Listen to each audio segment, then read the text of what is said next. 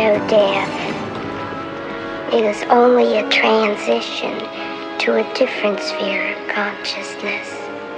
Carol Ann is not like those she's with. She is a living presence in their spiritual earthbound plane.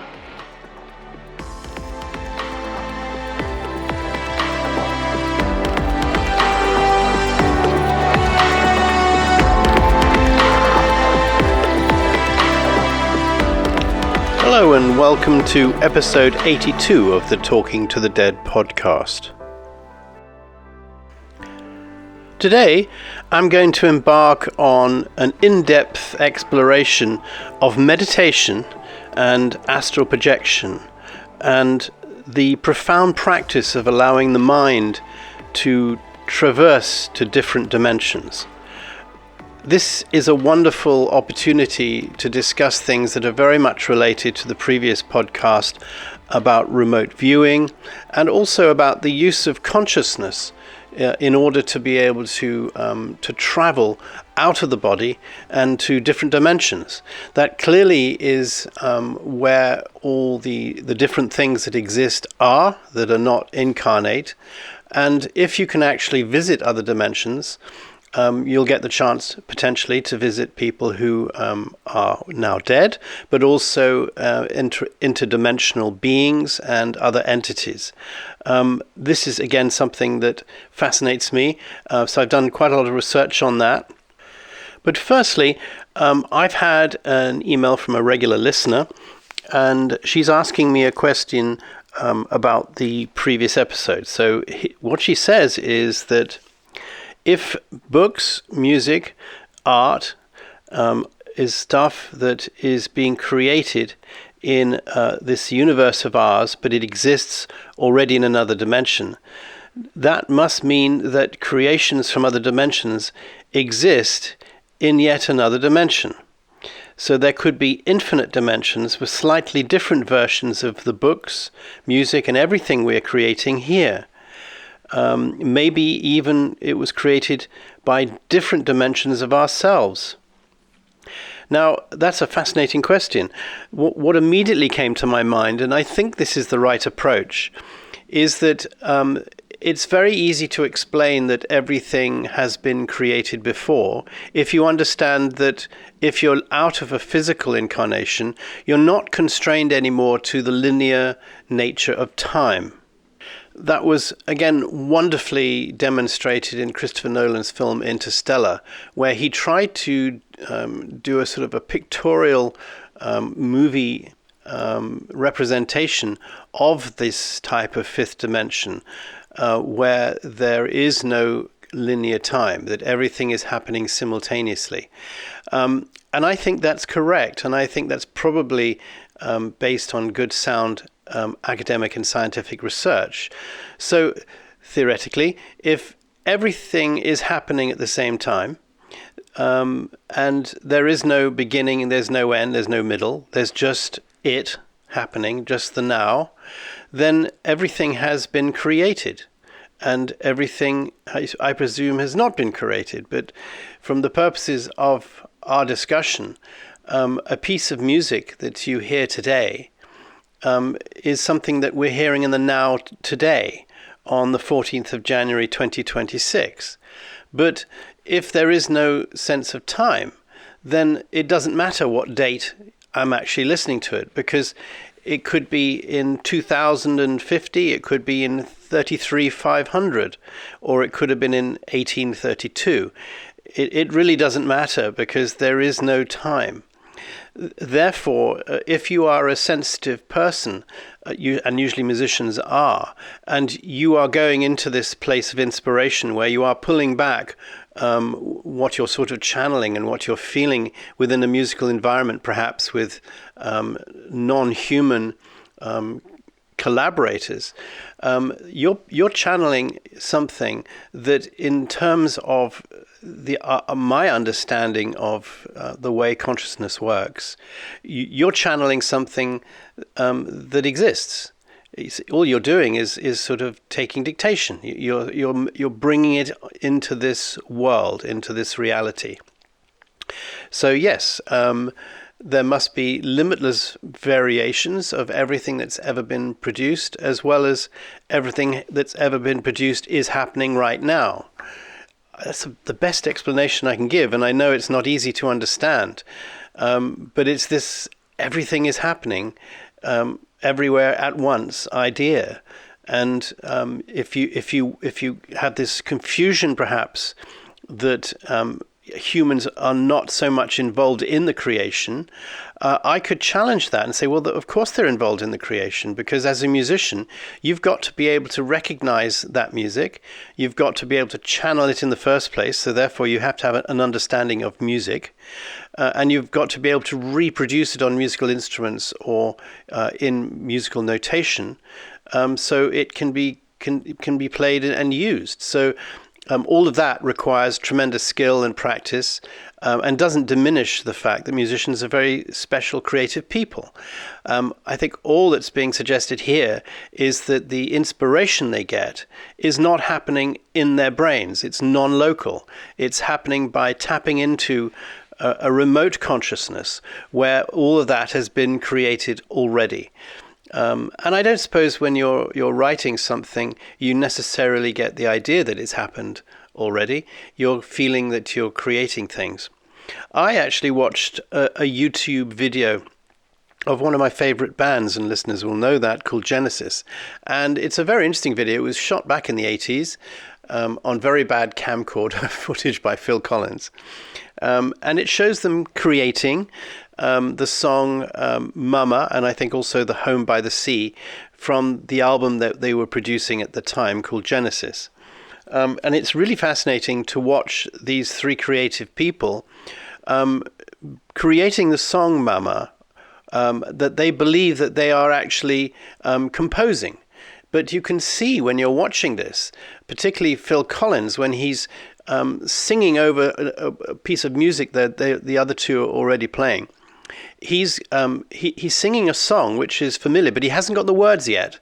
So he's going la la la la la, and he's singing to the song, but he hasn't got the words that we now know as part of Mama or Home by the Sea. He hasn't got that yet, but he's most definitely got the sound and the inflections of the song. And as he's singing, he's almost channeling words as well that suddenly do start coming in, which ended up being in the final version. And as well, he's also allowing the musicians to also, I think, channel the composition through their own abilities and to adjust it and make changes to it until, of course, all three of them are reasonably happy that what they've produced is the best representation of what they want to produce. But of course that does depend on the piece of music that they're all channeling and combining.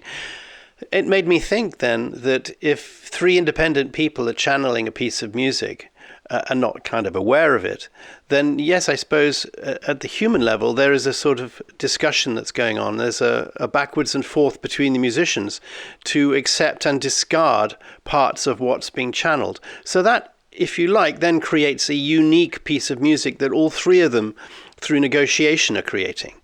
But again, that piece of music that they're creating will sound right to them because they have heard that piece of music in their channeled experience, either in their dreams or through inspiration or in their ears or in however it may happen.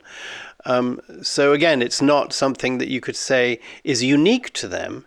It's just that they have managed to somehow at one point come to a general agreement that that is what it sounds like in my head. My head sounds like that. So today I want to talk about the history and the various discoveries that have been done about allowing the mind to go into a slightly altered state, which people call either meditation or even astral projection.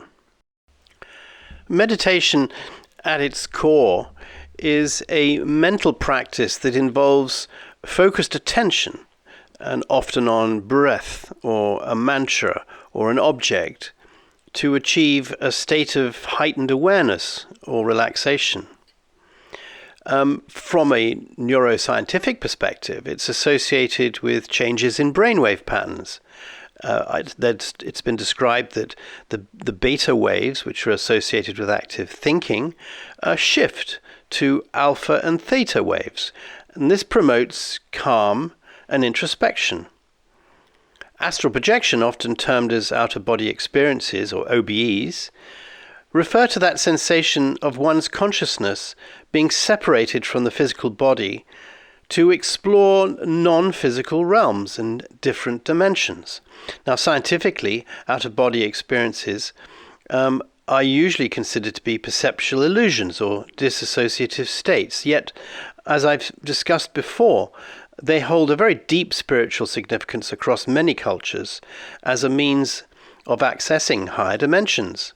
And it's a study that's been used by the United States military and others for a long time to allow people to see things that are not physically close. We discussed that in the last episode. Now, allowing the mind to travel to different dimensions or different places draws from both spirituality and also theoretical physics. In spiritual traditions, dimensions are seen as layered realities or planes of existence, usually from the dense physical to the subtle ethereal ones. Now, quantum physics offers parallels through concepts like the multiverse or extra dimensions in string theory, and it suggests that reality does extend beyond our three spatial dimensions, plus, of course, time. These ideas aren't just fantasy. They're most definitely being demonstrated in modern theories where consciousness seems to interact with multidimensional structures. Now, binaural beats, hypnosis, and induced states of the mind serve as tools to access these altered perceptions, potentially creating a bridge between the living and the dead or other entities by tuning consciousness to slightly subtler frequencies. Meditation's history is really as old as human civilization itself, and its roots are traceable to prehistoric times. There is archaeological evidence suggesting that early humans engaged in these sort of contemplative practices, as seen in cave art from around 70,000 years ago. And they depict trance-like states. And more concretely, the earliest written records emerge from ancient India around 1500 BCE in the Vedas and the dhyana, Sanskrit for meditation. And it's described as a method for spiritual insight and union with the divine. This practice evolved in Hinduism, Jainism, and Buddhism.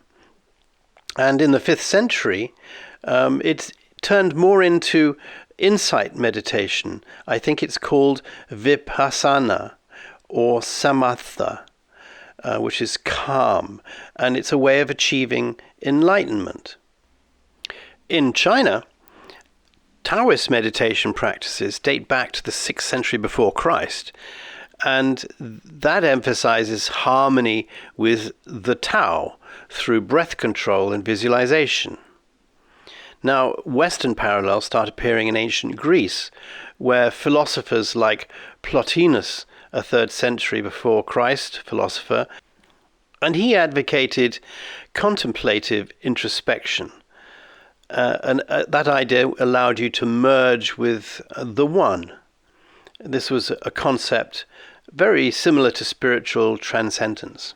Now, even early Christian mystics, such as the Desert Fathers in the 4th century, practiced hesychasm, if I pronounce that right.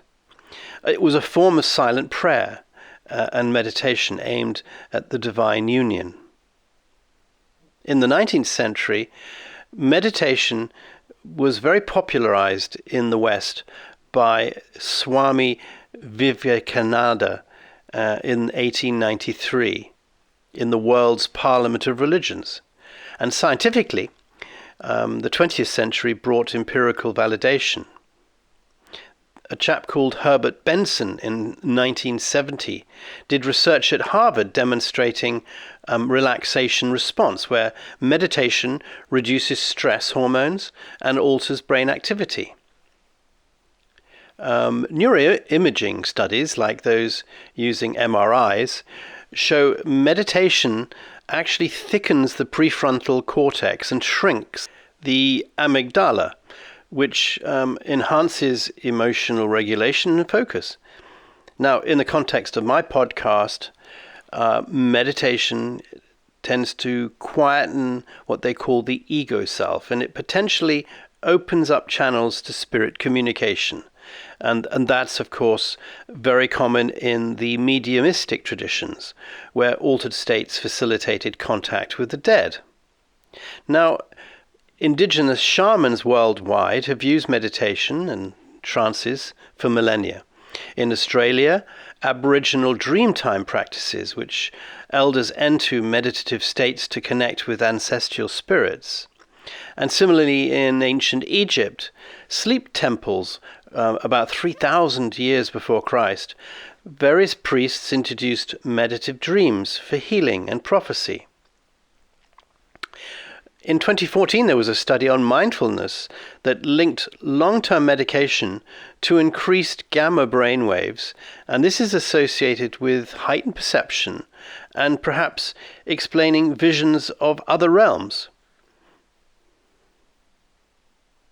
Astral projection, or the deliberate induction of out-of-body experiences, has a very interesting past spanning continents and eras. Ancient Egyptians believed in the Ka, a spiritual double that could detach from the body post-death or in trance states. And this has been found in illustrations in pyramid texts from 2,400 years before Christ. In India, between 800 and 200 years before Christ, there are descriptions of Atman, or the soul, journeying beyond the body during yoga-induced states. Tibetan Buddhism's dream yoga, as detailed in the 8th century Bardo Thodol, trains practitioners to maintain awareness during sleep for astral travel and preparation for death. And even the Greek philosophers like Plato referenced soul excursions, and Roman historian Plutarch documented an out-of-body experience in 79 AD involving a man named Aridaeus. And various other indigenous cultures, such as Native Americans, shamans, used vision quests involving fasting and meditation to project consciousness for healing or guidance. And in the Amazon, the Wai tribes describe soul flights facilitated by these plant medicines like ayahuasca. Astral projection was first used as a word in the 19th century by Helena Blavatsky, and she kind of synthesized Eastern and Western occultism. And she described how an astral body was a vehicle for interdimensional travel. There was a book written in 1938 called Astral Projection by Oliver Fox, and it chronicled his personal experiences, and it really has a big influence on modern enthusiasts. Now, scientifically, out-of-body experiences gained the attention in the 20th century through Robert Monroe's 1971 famous book called Journeys Out of the Body. This led to the Monroe Institute research using sound technologies. Now, these declassified CIA documents from the 1980s that we've discussed before described the gateway process and explored out-of-body experiences for remote viewing. And this, blending with quantum physics and consciousness, has become the modern direction of travel in this sort of research. The notion of mind travel to dimensions beyond our own does sort of merge mysticism with the cutting-edge physics of today. Shamanic traditions, probably 100,000 years old, involve trances to access spirit worlds using drums or chants to alter consciousness. In Hinduism, the concept of lokas, or multiple realms, allows the yogis to navigate via meditation. Mayan shamans employed psychedelics, as we know, for dimensional journeys, and they viewed reality as multi-layered. Western occultism, via theosophy, describes 7 planes, from physical to divine. And our old friend Carl Jung's synchronicity and collective unconsciousness hint at a unus mundus, a unified reality linking mind and matter. It's echoed in quantum entanglement. Quantum physics provides scientific footing. The many worlds interpretation describes infinite parallel universes branching from quantum events, suggesting consciousness spans multiverses.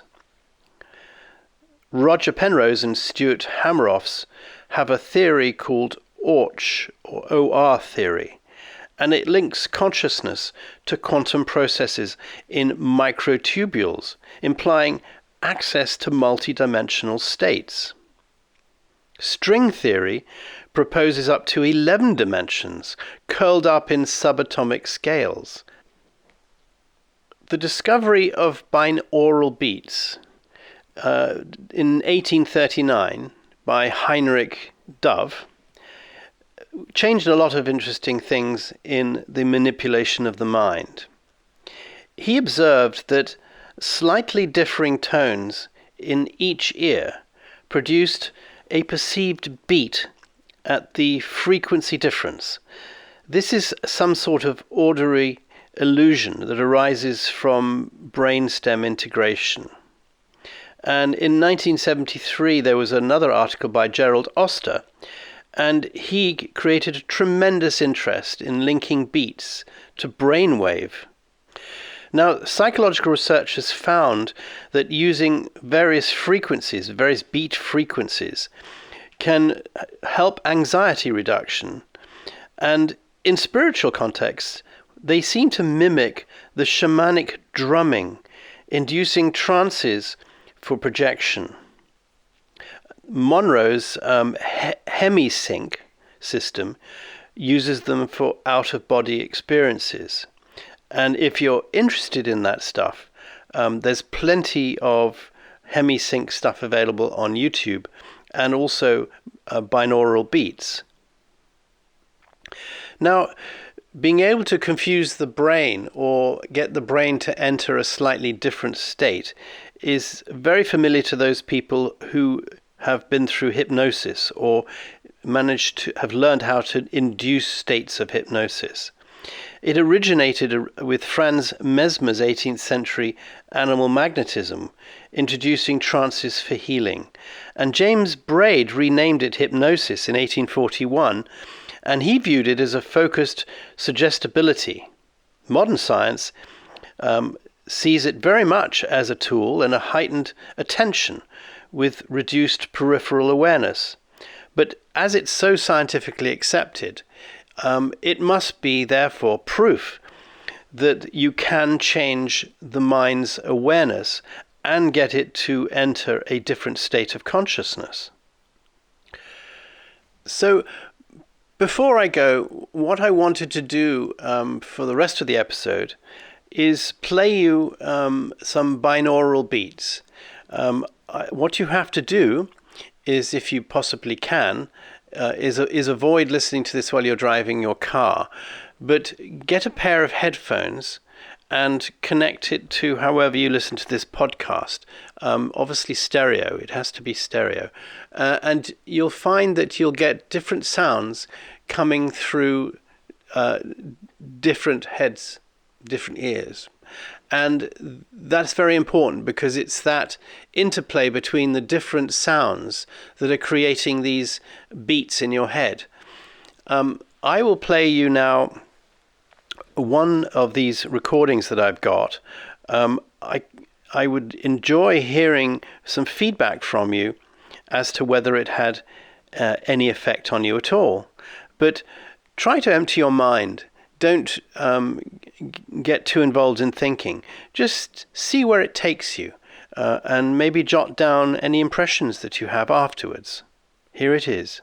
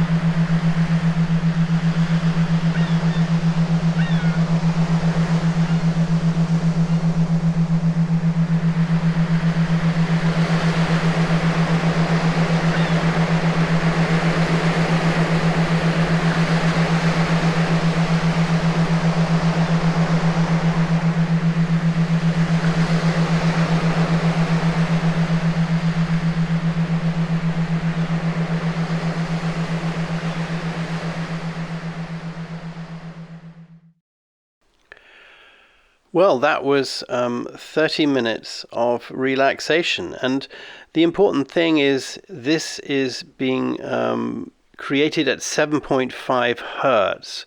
And that allows very, very deep meditation. So how did you do it? And you can keep listening to this podcast over and over again so you can hear that. How did it work for you? What did you feel? So that's it for this week. Thank you very much for listening.